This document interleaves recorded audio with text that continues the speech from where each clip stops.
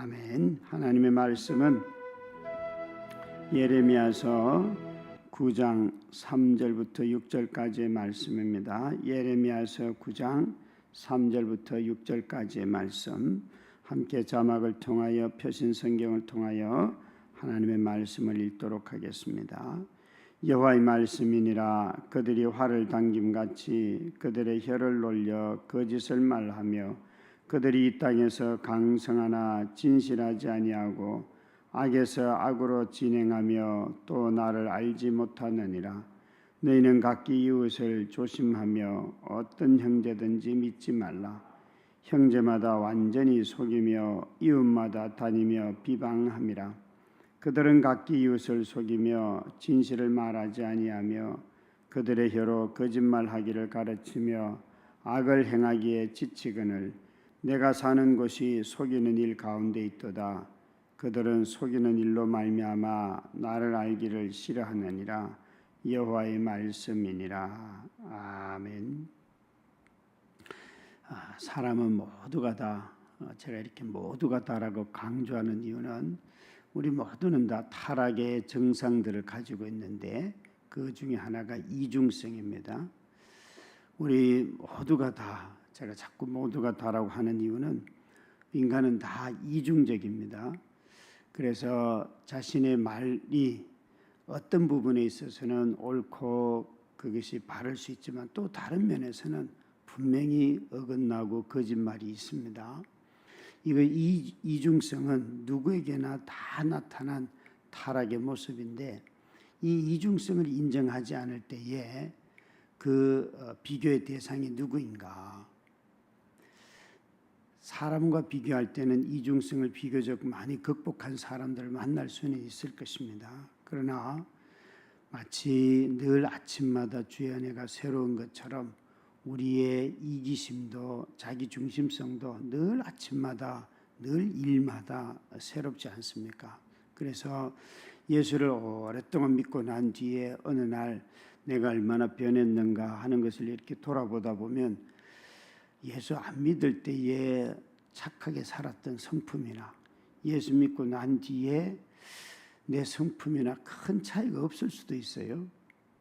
우리는 성품의 변화가 그 사람의 믿음의 내용의 변화일 거라고 생각하지만 그러나 실상은 하나님을 아는가 아닌가 이것이 가장 큰 변화이지 실제 우리 삶에 그렇지 않을 수도 있어요.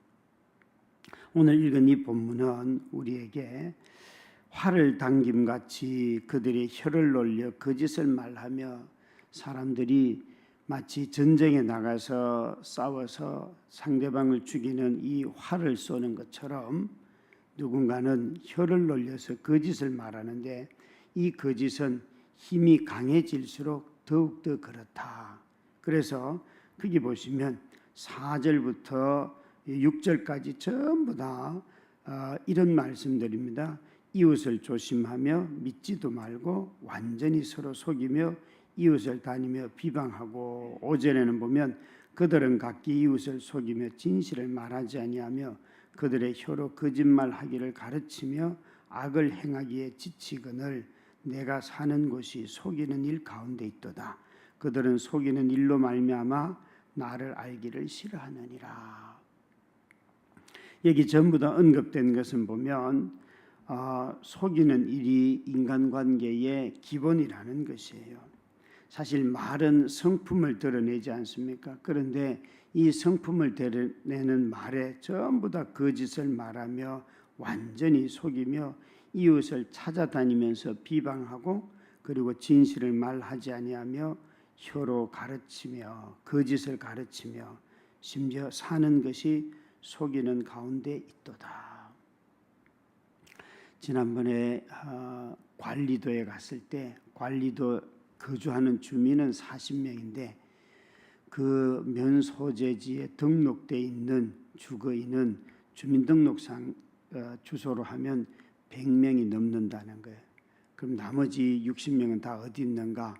전부 다 도심에 살거나 군산에 살거나 다른 데 살면서도 주소지는 그 섬에다가 해둔다는 거예요. 그리고 왜 그렇게 하세요? 그랬더니만 그게 다 보조금 때문에 그래서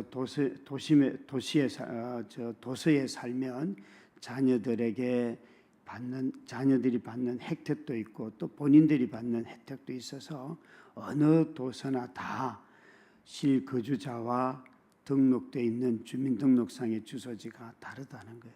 그러면서 그 차이가 그 섬은 무려 60여 명의 차이가 난다고 말씀을 하시더라고요.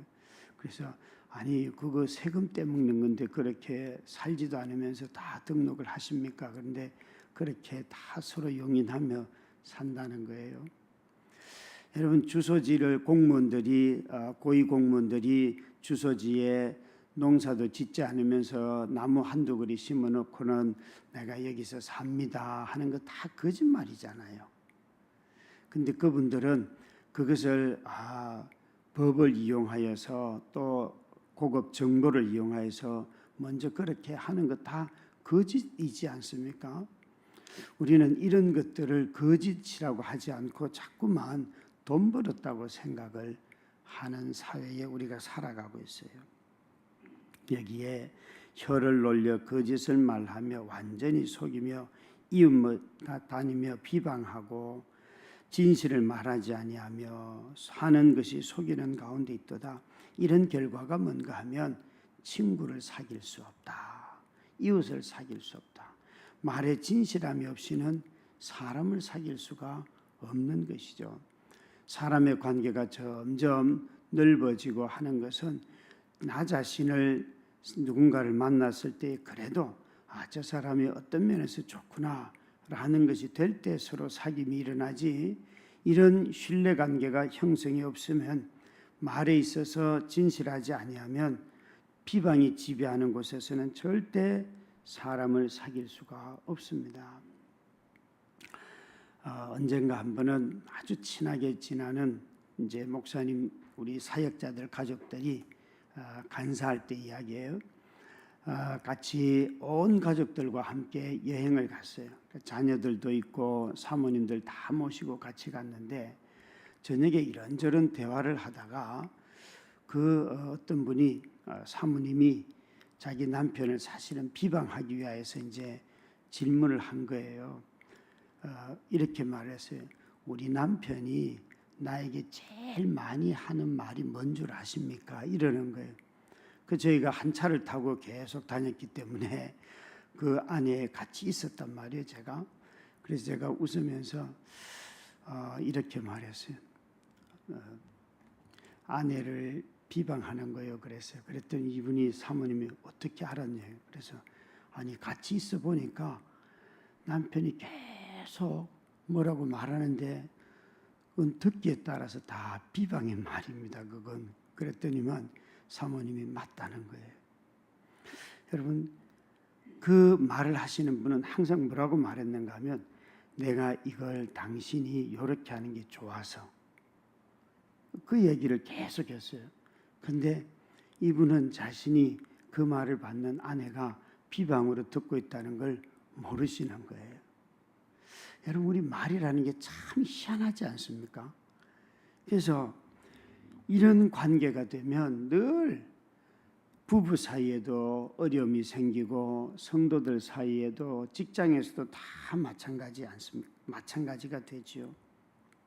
이 말의 진실함은 이웃과 관계 맺는 아주 중요한 기초입니다. 그래서 우리는 말을 과장하지 않고 과장하면 또 자기를 키워가기 때문에 이런 관계들을 맺지를 못하는 것이죠. 말이 진실하지 않으면 그 사람이 누구인지를 알 수가 없기 때문에 허상이 되는 것이지요. 그래서 자신의 성품이 잘 드러나는 말들을 쓰고 그 말이 일치할 때에 적어도 사람 관계를 맺어갈 수가 있습니다. 말은 평화를 말하지만 뒤에서는 음모를 얼마든지 꾸밀 수가 있습니다. 저는 최근에 저희 교회에서 제가 우리 교회가 19년 동안 교회 갱신을 하고 이제 앞으로는 교회 개척을 하는 일들을 좀 했으면 좋겠습니다 하는 그런 일종의 선언적인 말을, 그 설명은 잘 하지 아니하였지만 적어도 선언적인 말은 한번 하였습니다. 한두어 번 한 것 같은데요. 19년의 교회 사역을 이렇게 돌아보면서 교회를 갱신하려고 참 많이 노력을 했다. 진실하게 또 재정적으로 속이지 않고 하려고 애를 썼다 생각해요. 저희 교회가 노회에 내는 회비가 코로나 전에는 제일 많았을 때가 530만 원입니다. 이 작은 교회가 530만 원인데 이것은 그 한 해 예결산의 0.1% 예결산의 1%인가요? 를 내는 것이 원래 규정이에요. 그런데 저희가 지혜롭지 못하게 이 월세나 이런 걸 빼고 해야 되는데 그런 것도 모르고 그냥 있는 대로 다 보고를 했더니만 530만 원이 노회에서 그 기준에 따라서 책정을 해서 내려보낸 거예요. 그래서 안 내고 있었더니만 계속 노회비 미납으로 이렇게 연체로 계속 나왔단 말이에요. 그래서 우리는 이건 너무 부담되니까 줄여달라 그런 이야기를 한동안 많이 했었어요. 그런데 장로님들이 목사님 그 규정은 규정대로 지킵시다 라고 해서 큰 불만 없이 그 일들을 다 해왔어요. 그런데 나중에 보니까 자기 건물도 있고 저희들보다 규모도 큰 교회들은 뭘 많이 줄여가지고 우리의 절반도 안 되는 그런 노회비를 내고 계시더라고요. 그래서 제가 그건 너무 화가 나서 노회에다가 따졌어요. 그래서 따져서 그 다음에는 좀 줄여는 주셨어요. 근데 참 여러분 남들 다 그렇게 해 라는 말로 우리도 줄이고 거짓말로 그냥 대충 해도 되거든요. 근데 장로님들이 그러지 맙시다 목사님. 그냥 낼 건 내고 할 말은 하고 삽시다. 그렇게 말씀을 하셨어요. 사실 그거 어려운 일이죠. 어떤 노회장을 하신 분은 노회 돈을 자기 교회 어렵다고 한 6천만 원을 가지고 가서 쓰고는요. 은퇴할 때까지 한 푼도 갚지 않았어요. 그런데 임원들이 그걸 그냥 자기들끼리 회의해가지고 다 삭감을 해준 거예요. 그 다음부터 서류에 나오지 않아서 어느 날 이 돈이 어디 갔냐고 따졌더니만 말도 안 하고 설거머니 사정이 있다고 그러고 그냥 또 넘어가더라고요. 저는 그런 게 다 거짓말이라고 생각을 해요. 그래서 요즘은 개인적으로 노예 활동을 거의 하지 않습니다. 나는 내가 지역에서 목사님들과 교제하지 이렇게 노회에서 목양적이지 않은 목회적이지 않은 이런 모습들만 저는 너무 많이 봤기 때문에 더 이상 이제 하지 않습니다라고 거의 공개적으로 말씀드린 만큼 시찰 회장 끝나고 시찰에 거의 나간 적이 없습니다. 다 안에 핑계대고 나가지를 않고 있는데 왜 그러는가? 물론 제가 다 옳다는 것은 아닙니다. 그런데 어떤 분이 제가 서기할 때 시찰장님이셨던 분이 막 명성교회 세습에 대해서 제가 비판하고 그러면 막 동조를 해서 같이 막 비판을 하고 그랬어요. 그런데 어느 날 보니까 명성교회로부터 제일 후원을 많이 받고 있는 분이셨어요. 그래서 이분은 도대체 누구냐? 알고 보니까 이분이 그분의 은혜를 입어서 그동안 목회를 해오셨더라고요. 그래서 당신 진짜 나를 속였구나. 근데 그때 정남이가 뚝 떨어지더라고요. 뭐 이런 분이 계셔? 여러분 참 저는 제가 이렇게 가까이 모시지는 않지만 이런 조직을 통하여서 노회 조직에 다 그런 분만 계시는 것은 아니지요. 시찰에 그런 분만 계시는 것은 아니지요. 그런데 그렇다고 해서 뭐 또 다른 사람 만나러 찾아다니고 이런 것이 아니라 왜 목회자들이 다 모여 있고 장로님들이 그 회의하는 그곳에 조그마한 허물이라도 거짓이라도 자꾸 바꾸려고 좀 인정을 하고 그러면 좋겠는데 드러나도 누구도 잘못했다 이야기하지 않고 오히려 싸우고 그런 모습들을 더 많이 봤어요. 그래서 이 집단은 도대체가 개선의 여지가 있는 건가 없는 건가 그런 생각을 하게 되었습니다. 여러분 우리는 다 하나님을 안다고 말을 해요. 하나님을 아는 가장 모습이 여기에 거짓말하지 않고 살려고 애를 쓰는 것. 그럼에도 불구하고 인간은 이중적이라고 말씀을 드렸습니다. 이 이중성은 우리 모두가 가지고 있는 원죄예요. 우리 안에서부터. 그래서 이 이중성을 극복해 가는 것이 성화이고 하나님을 매일매일 만나는 코람되어 하나님 앞에서 사는 삶. 그래서 하나님을 기준으로 삼고 살아갈 때에 우리들이 자신의 허물을 비추어 보게 되고 고백하고 살아가게 됩니다. 오늘도 여러분 우리의 이 이중성을 하나님 앞에서 하나님의 성품과 또 성령의 깨닫게 하시는 은혜를 입어서 우리가 깨닫고 고백하고 회개하고 또 은혜를 구하여서 성령의 능력으로 이겨나가는 우리 모두가 되시기를 주의 이름으로 축원합니다. 우리 함께 합심하여 기도하겠습니다. 같이 기도문을 보면서 기도하십시다.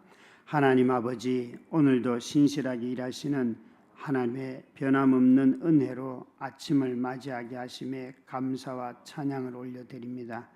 계속된 비로 고통당하는 모든 이들에게 하나님의 위로와 돕는 손길들이 이어지도록 도와주십시오. 또한 더위 속에서도 피할 곳 없이 노동의 현장에서 땀 흘리는 모든 이들에게 건강 주시고 땀 흘린 만큼의 대가를 돌려받을 수 있는 공정한 사회로 만들어가기 위해 애쓰는 우리가 되게 원합니다. 독일행을 준비하는 이정민 목사님과 제주도 개척을 준비하는 이미리 목사님의 모든 준비 과정 가운데 지혜와 하나님의 은혜를 구하며 나아갈 때 물붓듯 부으시는 하나님의 채우심을 경험케 하소서. 우리의 참 소망 되신 예수님의 이름으로 기도드립니다. 아멘.